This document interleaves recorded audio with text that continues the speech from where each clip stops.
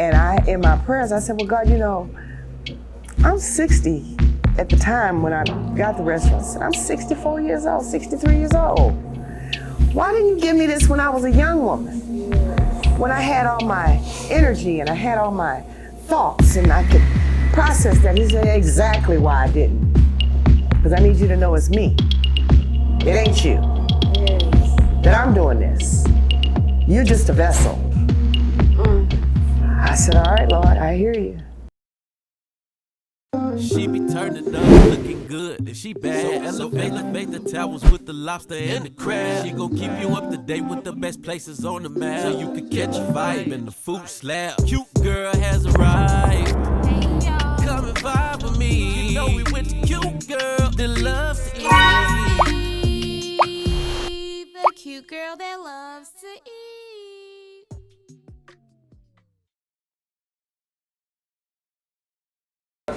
Hey everyone, it's me, C, and y'all know I love me a good Sunday dinner from Grandma, because you know she's cooking with a whole bunch of love. You know, that food that give you that itis, or that food that just make you want to slap your mama. But come on down to Mama Gina's, because you will get just that. Hey Mama Gina, how are you? I'm good, Niecy. How are you? I am great. Thank you for asking. I do want to say thank you so much for allowing me to invade your space. Oh, there's never an invasion, sweetheart. You're always welcome. You know, I just wanted to come and get in your business a little bit and come eat some of your food up today. Okay, okay. So I just want to start off by saying, this place feels so familiar. It feels homey.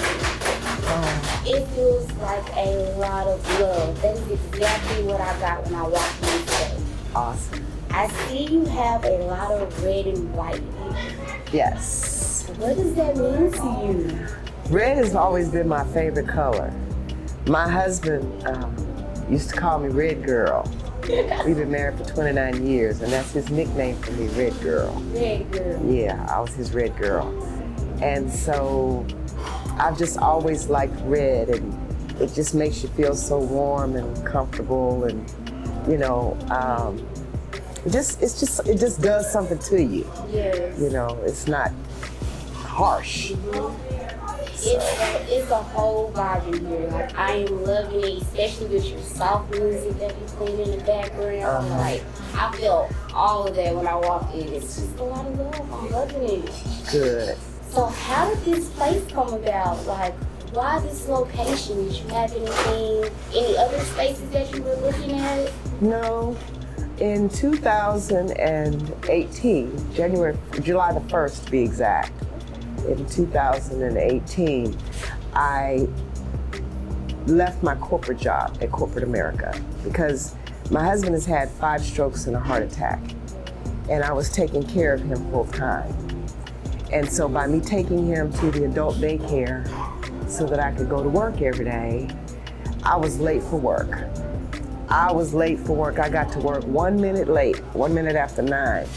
And so my manager called me in the office and he's like, can I talk to you for a minute? I'm like, sure. You got a new project? What's going on?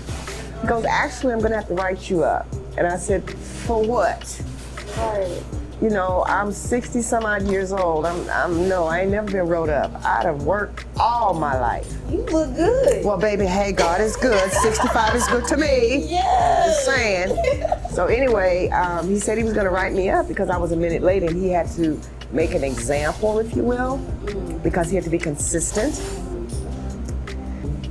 My daughter called, my youngest daughter, April, and she said, Mama, Chris needs you to make 6 sweet potato pies. And I said, that boy gonna be big as a house. I'm not making him those 6 pies. She said, no, they're for his customers. He's giving them to his customers as a thank you. Because I had never sold food before, I had always cooked. So I made the 6 pies for him. Then the next week, her girlfriend called and said she was having a birthday party and she wanted me to cook. And she said, I'll pay you, Mama, because her friends have always called me Mama Gina. She said, I'm gonna pay you, Mama Gina, don't worry about it. And I'm like, but I've never done that before. And she said, just do what you always do. You know how you stand in the kitchen and you talk to the food? Just do that. Yes. I'm like, okay. So I started catering out of my house. I left my job. Wow. I just quit. And then people just started calling, wanted me to cater, word of mouth, cater. I was like, okay. So God, is this what you're trying to tell me? I was able to take care of my husband. I like to follow the rules. I'm gonna follow the law. And the law of Texas, there's a Texas food cottage law that says that when you are catering, you have to cook in a commercial kitchen. Okay? So I started looking around for a commercial kitchen. And the guy, April's friend Chris, the one that I made the 6 pies for, Mama, I have just graduated. I went to school with this girl and she has a commercial kitchen. And it was way in Fort Worth, out by Alliance Airport or something. Oh, that was far. It was far, because I live in Arlington. And I get over to the place. I walked in, I took my girlfriend with me. And I walked in and I saw critter droppings. I said, oh, but no. Oh, no. I can't cook in here. My house cleaner than this. Right. And the place was just gross. And the lady started telling me about how I was gonna be responsible for cleaning, and every time I came in the kitchen, I got to do this, and I said, I don't think so. I said, it's already nasty. Yeah. So my friend is hitting me, girl, shut up. You can't talk like that. Hush. This is her place. I said, I'm not, no, I know. You gonna keep it real? If this, baby's real.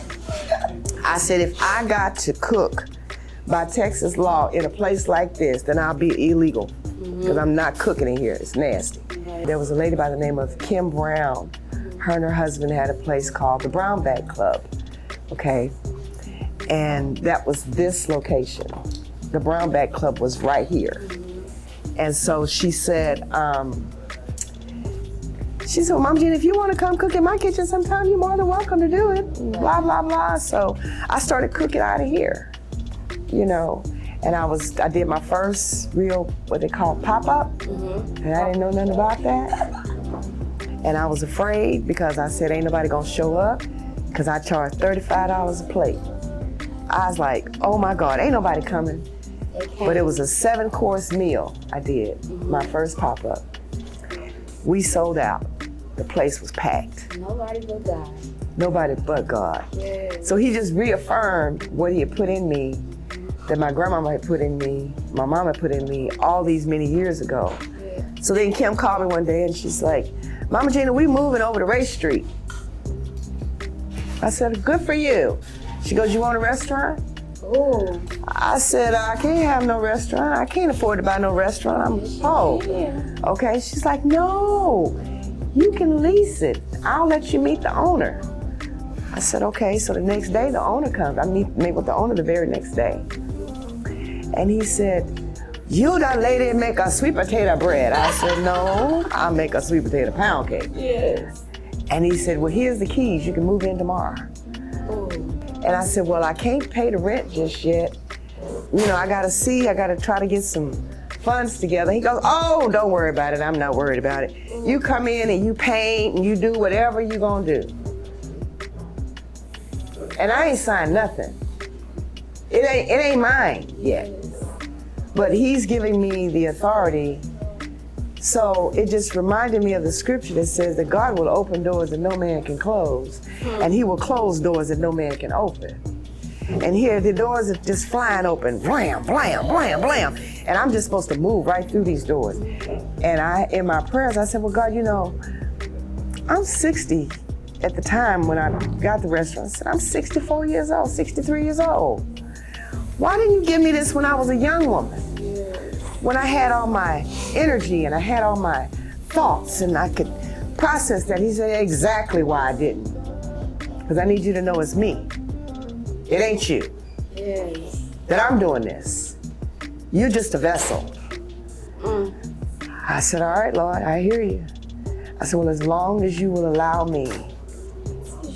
You need a tissue. Please. Here, baby. You just showing me what obedience looks like. Yes, ma'am. Ooh-wee. I'm sorry. He said, as long as, I told him, I said, well, God, as long as you will allow me to serve, because that's what it is, it's called servanthood. Yes. As long as you will allow me to serve, I will serve your people. So I made it my mission to feed the homeless. I call them homeless, but they really ain't homeless, they're just less fortunate.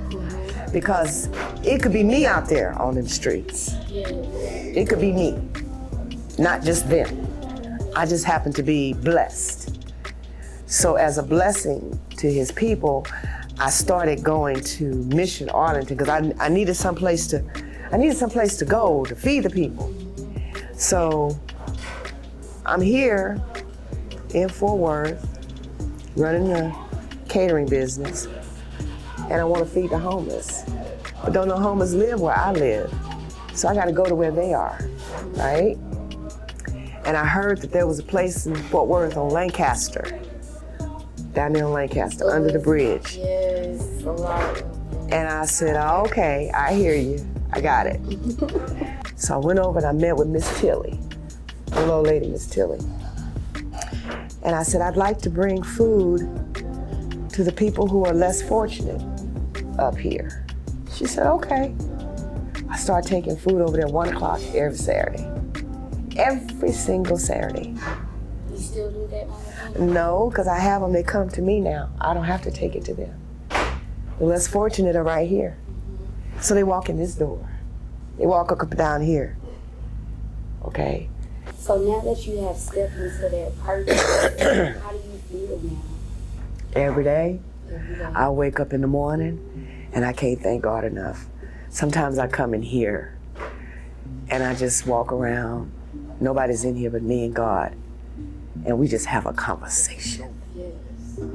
And I just think that, I need a napkin now. I think that he is so amazing. He is. And people don't recognize how amazing he is. People don't understand.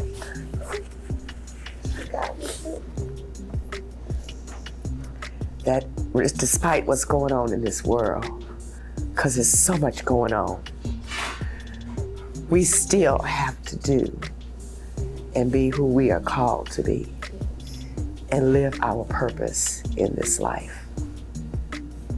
So, yes. Sorry. Mama Gina. Sorry.